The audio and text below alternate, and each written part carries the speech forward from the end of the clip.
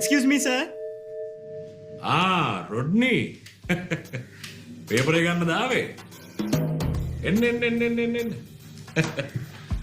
මරුවට කරලා තියෙනවා මේ තියෙන්නේ ලකුණු 7යි පළවෙනි පේපරේට 3යි දෙවෙනි පේපරේට 4යි 3යි 4යි එකතු කරා 7යි කැල්කියුලේටර් එකේම ඕනේ නැහැ හරිම ලේසි මොනවාද මිනිස්සු කරන්නේ මොනවාද මේ මොකුල් ලියලා නැහැනේ මේකේ නම්බරේ තියෙන තැන නම ලියලා අඩු ගානේ දිනේවත් දාලා නැහැ. තමසේ වපරද? නෑ සර්. නේ ගාලා වැඩ නැහැ.